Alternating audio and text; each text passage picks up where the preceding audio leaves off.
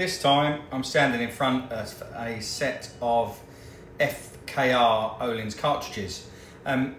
Really, you know what, it's not to sort of show you about the FKR cartridge, although they are an absolute weapon of a cartridge, to be fair.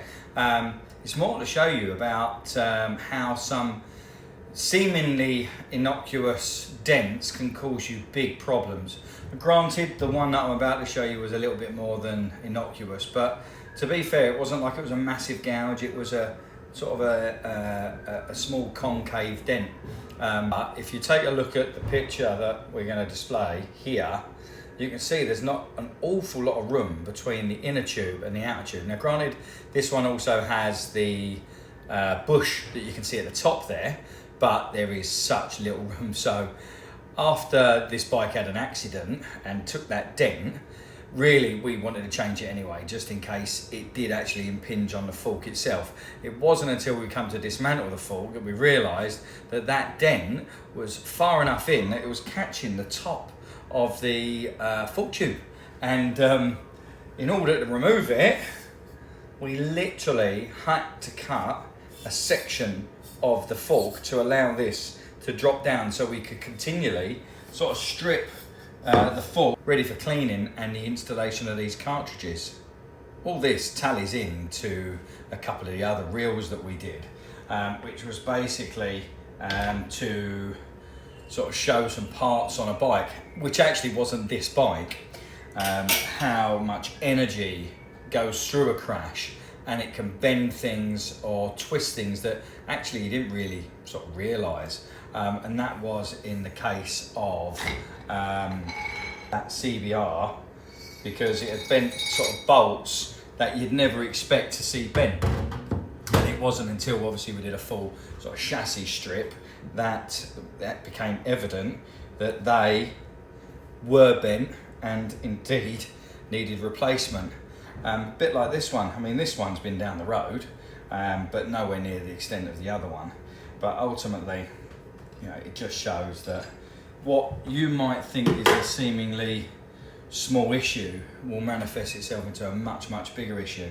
But also on another note, actually, just sort of seeing this over here, again, we hark on about, you know, maintenance of forks, maintenance of shocks, and it's one of those things that unless something's actually broken, you don't notice the degradation. It sort of just drops off. Things start to sort of slowly degrade, and through that degradation, you just get to a point where you think, oh, maybe time for a service. Have it serviced, and then suddenly when you get all that suspension performance back, you realise how bad it had gotten.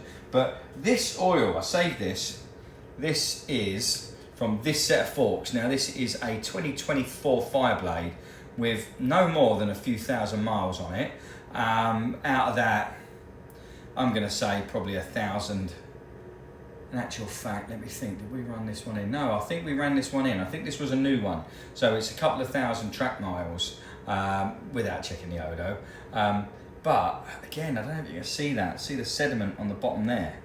But that is the fork oil that we took out of it. And not only obviously is it dirty, but there is a significant amount of sediment already in there from what is, you know, a relatively new machine. And a lot of people do ask us, well, what sort of mileage should I change it at? It's such a difficult one. You have a look at some of the manufacturer specs and they'll tell you 20,000, 25,000 miles or something like that, when in all honesty, it could be a lot less. Certainly when it comes to racing machines, I would personally say at least once throughout the year and then at the end of the year, just to keep maximum performance. But when you're talking about a machine that's need to run at the top end of national and things like that, you want to be doing it every weekend, because what you need to have is the exact same performance every single time, not having that sort of drop off. Yeah, it gets costly, but that's performance. You know, you're throwing away potential feel and performance by leaving it so long. But yeah, it's a tricky one that we get asked all the time. Certainly track day bikes, I'd be looking at once a year, just to keep on top of it, to be fair. A master cylinder, strip your calipers, do your forks, and do your rear shock. You know, at least do that once a season. Again, just to make sure, because the other thing is, you're not just checking to see if it needs servicing. It gives you an opportunity to make sure to see if anything's broken. And like crashes, sometimes the energy that go through these during a crash, that can shatter shims. We've seen that a lot. So there's basically loads of stuff that can go wrong. And if you get to a point where you don't look after your bike, you're not doing that regular maintenance, then ultimately you're not going to keep on top of seeing if anything is broken or anything like that. But, you know, I suppose it's each to their own really, isn't it? Excuse me while this makes a slurping sound. There we go.